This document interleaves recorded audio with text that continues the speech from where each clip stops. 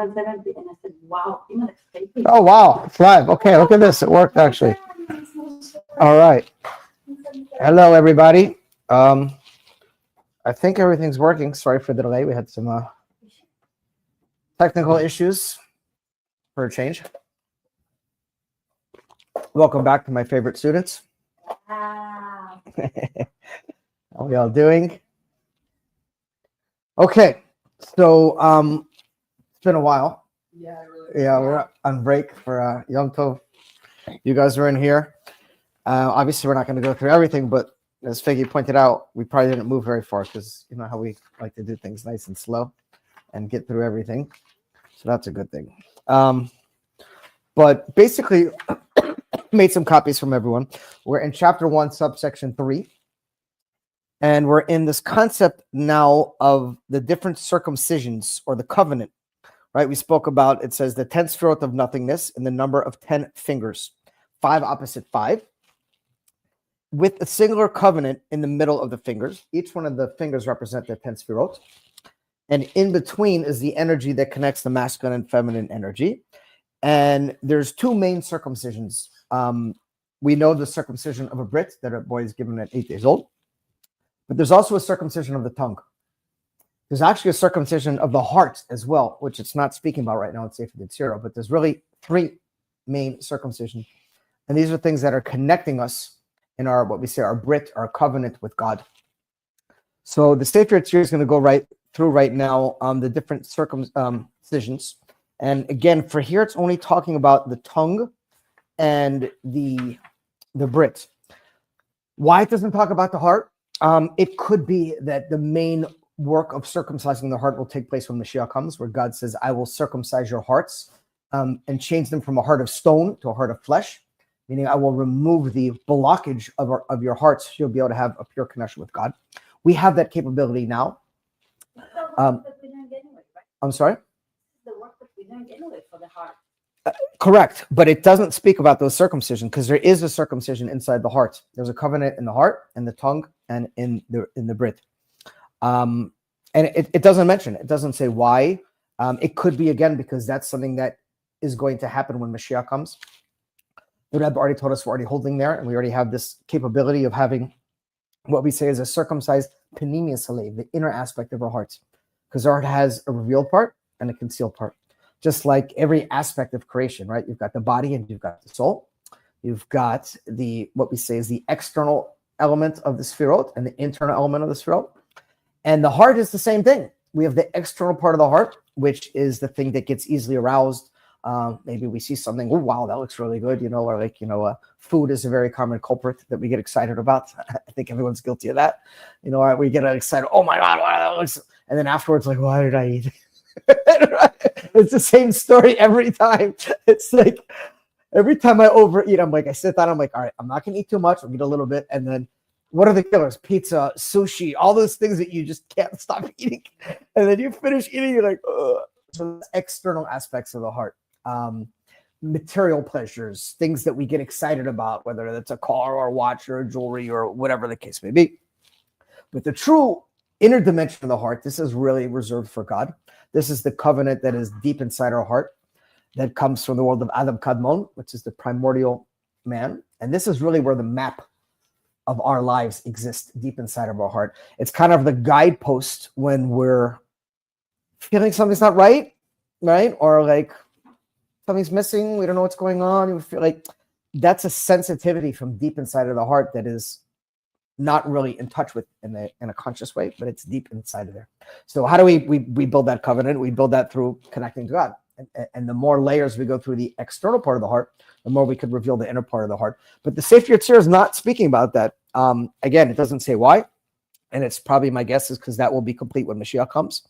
But it's speaking now about the 2 main circumcisions that are brought forth in where we are now, chapter 1, subsection 3, which is the circumcision of the tongue and the circumcision of the Brit, which we'll start with the tongue right now. If you look at the diagram above, this is the covenant that Abraham made with God, where God basically said, take a turtle dove, 2 heifers, 2 female goats, a ram, a young pigeon, and he split them all in half. This is when God spoke to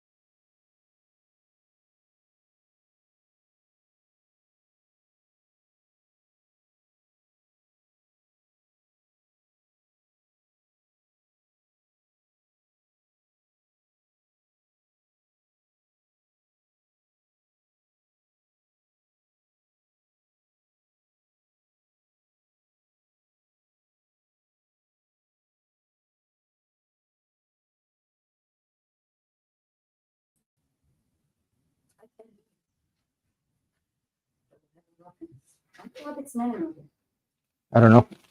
So I'll answer the questions. Let me just see, because they may answer inside. So it says, as a result of the spiritual force between his two hands, the tongue is circumcised and the blessing has its proper effect.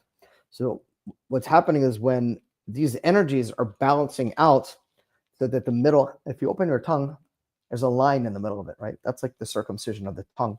And what it's doing is all of these energies, basically, the middle column we say is the tree of life, and the outer two are the tree of knowledge. And this is why you have extreme cases, right? You have Chokhmah and Bina are opposite energies. Chesed and Gevurah are opposite energies. These two complete opposite things, we have to combine them together because they're totally opposite realities. So how do you combine them together? By meeting them in the middle, right? This is why Tiferet balance is out Chesed and Gevurah. Yisod balances out Netzach and Hod. All these energies have to be balanced out together. So when you have your hands like this and they're split exactly in half, it's creating a channel for the tongue that when it speaks, the energy gets balanced, if you will. Do you feel something in your fingers? Huh? Do you feel something in your fingers? If I'm focusing on it, yeah. It's sometimes just when I bless people like this, I feel like a lot of it, energy going through my head. And I've had people tell me that they feel energy when it is. Yeah, it's a high level of energy coming through. And so it says, one second, allows the individual to pray effectively. In some Kabbalistic meditative systems, the raised hand position was likewise used to focus spiritual energy. It was for a very similar reason that the Kohen priest had to wash their hands and feet before engaging in the divine service. It's another reason why, according to halacha, you need to wash your hands 3 times before you pray, before you go and daven, because what it says in halacha, the fingers are busy, the hands are busy, meaning all day long, even like, I don't mean to point you, I do it all the time, right? But like, according to halacha, if you touch any part of your body that is normally covered, you scratch your arm, you scratch inside of your hair, you're supposed to wash your hands. Why? Because there's spiritual energy in the world.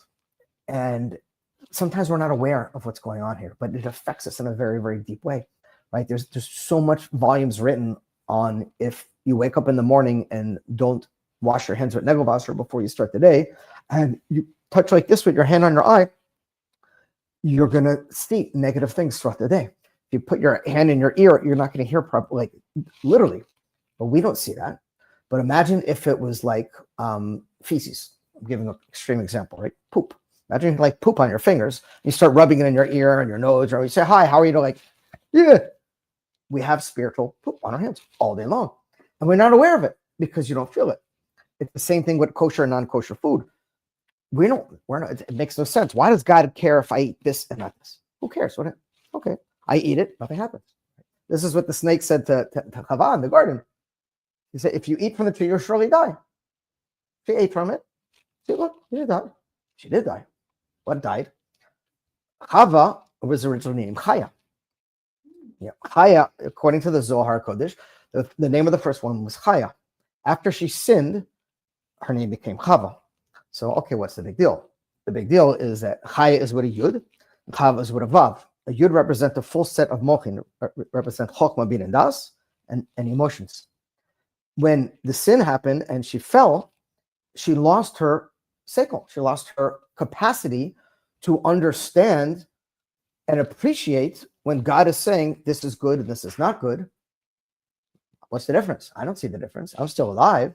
Spiritually, it was a fall. And because of that, the emotions took over, and now you're living in a state of constricted consciousness. It's called the Mochin Kadnut, where you're no longer processing things in your brain before you speak, before you act. You're no longer, it says, someone is wise, has their eyes in their head. What does it mean? It means you see beyond the effect of what you're doing right now, right? Like, an immature person does something for a thrill, for fun, whatever, that could cause major ripple effect of damages. As you get older and you get wiser, you start saying to yourself, what is going to be the result of this? Like, we'll give a simple example. If I eat this, what's going to happen? If I do this action that I'm passionate about right now, What's going to be the after effect of it? You don't think about that. Over time, you start realizing it, hopefully, and say, that's not good. And I'm not going to do that. So she lost that capacity to separate between what we say is godly awareness and self-awareness. So all these energies are super hyper aware, and sensitive people sense energy. You have people even outside of in holy matters, right? We are learning a mimer, my wife and I, over Sukkot on Shmini Atzeres, where the Rebbe said an amazing thing that it says the end is wedged in the beginning, meaning it says God, the first thing that he saw in his brain was Mashiach. It says Sof Maseh Machshava Tchila. The end of deed is the first in thought. So you have a head and you have the bottom. The Seder Histolshus, meaning the chain of creation, as we know it, is there's God and there's a world and everything goes from higher to lower. But what really happens is it winds up coming back that the lower, this is what it says, the woman of valor will crown her husband. The lower will crown the upper, and it will go into a circle. And this is what happens in Geula, that everything turns into a big circle. So what happens is the lowest is higher than the highest, because the head is first, but the feet, God thought about even before the head. In other words, God thought about physical reality before spiritual reality. The Rebbe explains in Basti Lagani, all the upper worlds only exist to come down here. All spiritual teachings and processes are only there to reach physicality, because physicality is higher. Because even before God started the first spiritual world, he thought about the physical. What does it mean for us? It means that's why we're so hypersensitive in this generation, because we're all very high souls. The souls in this generation are the very souls that entered God's thought process before he even started creation. Said, okay, I'm going to create tzaddikim, all these holy people, but it's these simple Jews that are going to finish the job in the bottom before Mashiach comes. They're going to be the final generation. And they're the first ones who rose in my brain. So we're going around in the world and we're doing our thing, and we're all hypersensitive. We sense things, we feel things, we walk into a room, feel energy. The second we feel like, someone maybe is looking us the wrong way, why is that? It's a very, very, because we have very high souls in coarse bodies in a very physical world, dealing with physical stuff. And it's causing this kind of conflict, if you will, between these high spiritual energies and a low physical reality. And we're stuck here trying to deal with this. So the idea is that this spiritual energy is very, very, very powerful. And it exists whether we realize it or not. And every single thing in the Torah, God didn't put it there because he's bored. He's not just do this, don't do this. It's not like some dictator that he's like, haha, look, I got him to do it. There's deep, deep meanings to everything spiritually. And the more you work on refining yourself and rectifying yourself and then getting in tune with this spiritual energy, the more you connect not only to God, but to your authentic self. Because inside of us is that, we said about that heart that is circumcised deep inside, which is guiding us. And it's the same thing that when we do the wrong thing, it makes us feel guilty and makes us bad about it. And that's when we beat ourselves up and go through these loops. Anyways, so the idea is that the Kohanim had to wash their hands and feet before they served in the temple, because the energy that travels through the feet and the hands, remember the hands and the feet represent the sefirot. You have the 10 sefirot in the hands and the 10 sefirot in the feet.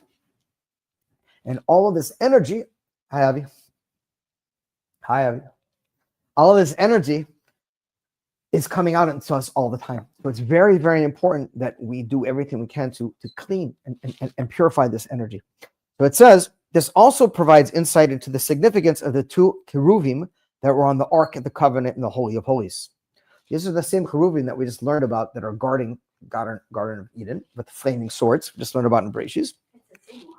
I'm pretty sure, I could be wrong, but I'm pretty sure it's that there's not multiple pairs of cheruvim.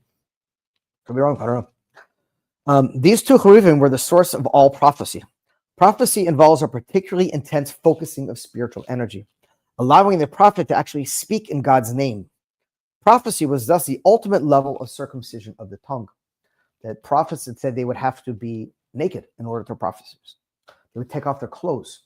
So Some say yes physically, some say no, but what it really means is remove the clothing of your self-existence. In order to channel God's energy, you got to move yourself out of the way, which is a very hard thing to do.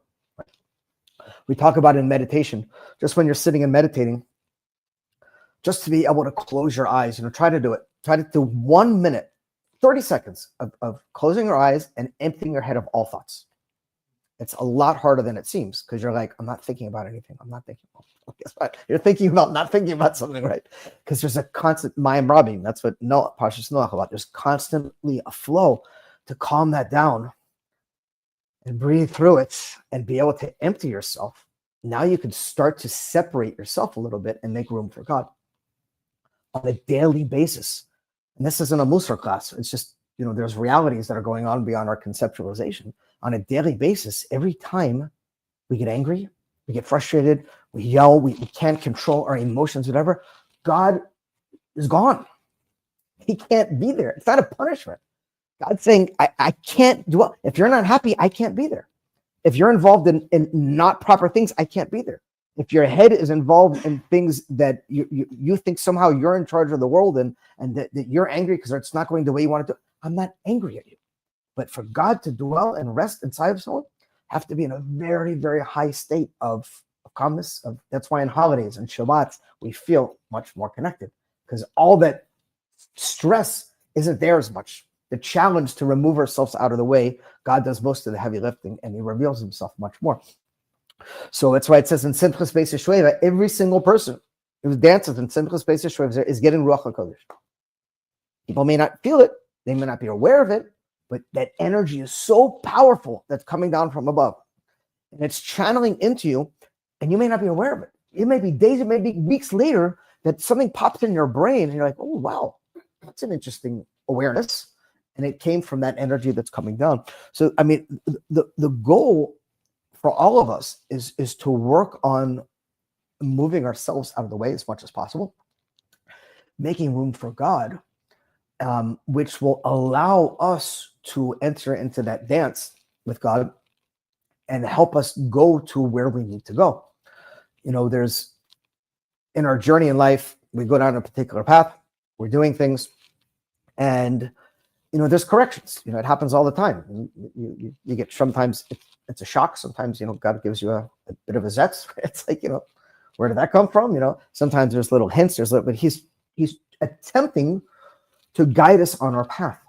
Because as we spoke about at the beginning of the Sefer Yetzirah, which is, I love this pasuk, I quote it all the time, right? In the very opening of Sefer Yetzirah, just to bring us back there, it says, right? There are 32 mystical paths of wisdom that God engraved. The word nitivot is not used anywhere in the entire Chumash. It's used a couple times in all of the Tanakh. Nitivot is a very particular word. It's not derech. Derech is a roadway. Derech is like, let's say, I-95 or US 1. And nitivot is you're in a forest and there's no pathway. And there's 20 different directions. Which way do I go? This is your journey. Your journey is they're not my journey, they're your journeys. Each one of us has a specific journey. Those are the engravements in our hearts. Just like we don't get to pick our eye color, our DNA, our genetics, who our mother is, who our father is, how tall we're going to be. But somehow we have this delusion that we think we're going to pick who we're going to marry, where we're going to live, what we're going to do for a living. It's a nice concept, but the reality of it is God is trying to guide us towards our unique path. And on our unique path, we're not robots. God's saying, now we can be partners, right? I talk about all the time about the garden. Right? God's saying, this is your garden. I want to guide you to your garden. Once you're in your garden, you're my partner in helping make that garden beautiful. That's where you come into play. But to pick your garden, you don't get to do. You don't. Because it's a falsity. And if we really think about it, it makes sense. Who got to pick their parents in this room? Who would have liked to have been able to pick them in this room? Everyone has parental issues. Let's just face it. It's just the reality of it. It's like we talk about it, like with my parents, brother and sisters, constantly bickering and stuff. And it's like, oh, why does their family have so many problems? I'm like, every family has so many problems. This is normal because This is the garden God puts us in. But the problem is, in life, when our gardens become difficult to tend or to mend and weeds start popping up, the natural inclination is to leave it and go build a new garden. And we try it. And we bounce here, we bounce there, we bounce there, we bounce there. I have guys in the center, they've been coming for 7-8 years. They've had 42 jobs. Every other 2 months, they change jobs. What's going on? This guy was a jerk. What happened? At some point in time, you have to stop bouncing around and realize that, okay, where do I need to go, right? And this is life work also. It doesn't come on a map. I wish it does. It does, but it's in your heart. So God is basically telling us, and when Mashiach comes, it will be revealed. We'll all know who we are and what we need to do. But the goal is to be sensitive to the path that he's trying to lead us on. The problem is that we all wrestle with God, every one of us, because a lot of us just don't want what he wants from us. We want something else, right? What did it says? Yaakov wrestled with the angel of Esau all night long. This is the Jewish people as Yaakov. Yaakov is the heel. When we surrender and we do tshuva and we return to our rightful place and become Yisrael, Yisrael is lirosh, my head. We're no longer in a war with God. We've surrendered and said, okay, God, maybe this isn't the life that I would have chosen. Maybe it's not the life I wanted. Maybe I don't like this life, but it's the life you gave me. First of all, thank you, because you gave me life. Right? You gave me life. Maybe I didn't get the life I wanted. I wanted to be 6'5", 5'6". Okay, so I'm going to spend my whole life angry because I wasn't as tall as we all have to have this journey where we get to this place where at some level where we start over time learning to surrender and learning to surrender to who we are and what our path is. And an amazing thing happens when you do that. Now God starts working together with you, and you get into what we say is a state of flow, where things start clicking together. And it's a hard thing to do. It's a very thing. When I had the first fundraise for the center, it was like plucking my eyelashes out one by one. It was like the most painful, horrific thing in the world. I didn't want to start the center. God started. The Rebbe started. And here I am. I'm exhausted from work, and I'm working so hard to set up the place. I don't have any help. I did everything myself. And now I'm like, now I have to fundraise for a program that I don't want to run that's causing me aggravation. Like, it's the most frustrating thing in the world. And I wanted more than anything just to say, no, I'm not doing it. Close it up. I couldn't. Because I know this is the path that God sent me. I'm not such a righteous person, but I was sensitive enough to know this is what I need to do. Right? I shared a story. I don't know if I did it here before, but a lot of times you see people, they get divorced because they're having problems in their marriage, or they're having problems at work and they quit and they try. The reality of it is you have to work in this world. Like, that's just the way God set it up. It's just, you're going to work by the sweat of your brow. You're going to have to overcome difficulties. You're going to have to sweat through it. You're going to have to deal with the challenges and the obstacles in all capacities, no matter where you are. There was this guy, I was watching a documentary on him, and he was a successful businessman. He got so fed up with the world. He was sick. Hello. How are you doing? He was so sick of all the hardness and challenges and difficulties. And so he decided he's going to disconnect from the world. So what did he do? He basically left, picked up, moved to some island out in the middle of the Caribbean somewhere by himself. And he lived off the land. He made a little hut. He drank coconuts, ate coconut, whatever. And he was very happy. He no longer had to deal with the world. Every day he would go swimming in the ocean. That was his part of his routine. One day he's swimming in the ocean, and a giant school of hundreds of poisonous man-of-war jellyfish attacked him and stung him, and he almost died because there was no one there to help him. Eventually, somehow, people came by, and it was a whole miracle how he got out of there. And it took him a very long time, and he spent months in the hospital. And it was just a realization of, you can't hide. It's the story of Jonah.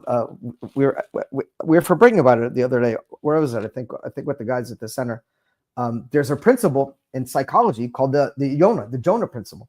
It's like a legitimate thing that secular, non-Jewish psychiatrists teach about. What is the Jonah principle? Jonah ran away from God. He jumped into a whale. God was calling him, and he said, I'm not interested. Leave me alone. I don't want to do it. Whatever you want me to do, God, I don't want to do. Sorry. And he ran away. God said, where you are? I think I can't find you. And the Jonah principle in psychology is when someone is running away from their responsibilities and what they need to do in life.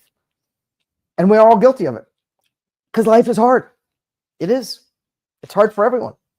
And so there's many ways of dealing with it, right? You could get high, you could drink, you could shop yourself to death, you could eat yourself to death. There's a million addictions and things we could come with. You could run away also. But let's be honest, right? Where are you going? At some point in time, that voice inside doesn't go away. And so we try to numb it. We try to get rid of it. We try to, you can't. I've tried. I'm speaking from experience, not from reading. At some point in time, we just have to face the reality of, okay, instead of struggling with this energy that is coming to me, how do I work with it, right? It's like surfing. Like, instead of banging into the waves, how do I get up and ride it? And this is what life's about. It's about trying to get to this place of this energy. Okay, well, a couple more minutes to see if we finish this point, then we'll stop. In describing the ark, God told Moshe, I will commune with you and I will speak to you from above the ark cover, from between the two cherubim, which are on the ark of testimony. What was true of Moshe was also true of other prophets, and the influx of prophecy was channeled primarily through these two cherubs in the Holy of Holies. There's some evidence that, at least in some cases, the prophetic experience was the result of the intense meditation of these two cherubim. When these cherubim were removed from the Holy of Holies with the destruction of the first temple, prophecy ended. Because these cherubim that sat on the Aron HaKodesh, they channeled that godly energy and they allowed the prophets to tap into it. And in return, were able to get that high level of energy. Prophecy on a lower level is Ruach HaKodesh. On a lower level, that is intuition. It's just, I can't say I've prophesied before, but I think we've all had points in our life where we have felt a power beyond us, that God is committing to us, talking to us, somehow speaking to us, guiding us in some capacity, right? We're in a hard place, whatever, we reach out. Prophecy is like that on steroids, where it's the energy is just so pure and so overwhelming powerful. There's zero doubt in your mind that it's coming out. And you become a channel to deliver this energy. And the truth is, every Jew has this in some capacity of, that's what it says, we're a light into the nations. And the nations of the world are turning to us and wanting us to speak true words to them. There's the power, since I'll finish up on this point, of speech, as we started talking about, of the circumcision of the tongue, is so overwhelmingly powerful that, I thought about this concept a lot, and now I don't anymore, but for a while, you learn, if you speak Lashon Hara, it affects three people. The one who's speaking, the one who's listening, and the one you're talking about. So if I'm speaking Lashon Hara about a Jew on the other end of the world, how is it affecting them? That shows you how powerful our speech is. There's a halacha, if you're in a minyan, and there's only 10 Kohanim in the whole minyan, and it's Yom Tov, you do Berachas Kohanim, who are you blessing? There's no one in the congregation. The whole congregation is Kohanim. And it says, yeah, because the blessing of the Kohen is so powerful, it's not just blessing the people sitting there, the whole world. It spreads out. Our words are so powerful. It was the Yom Yom. Was it today or yesterday? I think it was yesterday's Yom Yom, where the Baal Shem Tov, one of the Talmidim said, I want to grab that guy and rip him apart like a fish. And the Baal Shem Tov said, everyone put your arms on each other's shoulders and close their eyes. And in heaven, they showed that guy's soul ripping the other guy's soul to pieces. Just from saying those words. Because our speech is holy. God created the world through his speech. When Mashiach comes, we will literally be able to be somewhat quasi like Hashem in his abilities, that we'll be able to say, wow, you look at Lahavdil, Chat GPT right now, right? All these things are bringing us to redemption consciousness, where we'll be able to say words and say, wow, I would love to see a beautiful flower in my garden, and a beautiful flower, which is just like God can, just from speaking it. That's how holy the words of a Jew are. According to the Zohar, the two cherubim represented the Sefirot divided into a masculine and feminine array. These were placed in the ark, which contained the original tablets on the 10 commandments. There were 5 commandments on each tablet. The two represented a similar array of Sefirot. They created a permanent state of tension through which the spiritual force associated with prophecy can be focused. Again, just to end up, that's why we see with the division of the animals, the covenant of Abraham, the birds from the top and the bottom are not separated. If you look at the Sefirot, the right side, which is masculine, and the left side, which is feminine, they end. You go 3 here, 3 here, and then you got to come down here, go, and it keeps going that 3 on each side down. But the middle never ends. The middle is where all of this energy comes from. It's when you're able to balance between masculine and feminine energy, giving and receiving, yourself and God, physical and spiritual. There's so many ways of dividing it. You look in the Far East religions, they have yin and yang, right? This black and white thing. It's copying from the Torah. God could have easily put 10 commandments on one tablet. He put 5 here and 5 here to show us the importance of balancing masculine and feminine energy. Inside every woman, there's a masculine energy. Inside every man, there's a feminine energy. Husband and woman come together to balance that energy. And that's the whole idea, is that energy has to reach a state of oneness. And just to end, that's I spoke about it a lot, and I still stand by it. I personally think that's why there's so much of this gender confusion and gender fluidity going on in the world right now, because God is bringing the masculine and feminine energy back into a state of wholeness. And people who are not aware of what's going on, all of a sudden they feel a strong feminine presence, like, oh, maybe I'm supposed to be a woman. Or a woman feels a strong masculine presence, oh, maybe I'm supposed to be a man. No, you just have to get in touch with that part of the energy of you that you haven't been in touch with. God bless everyone. And L'chaim, we should balance our energies together and get a state of flow. You're welcome.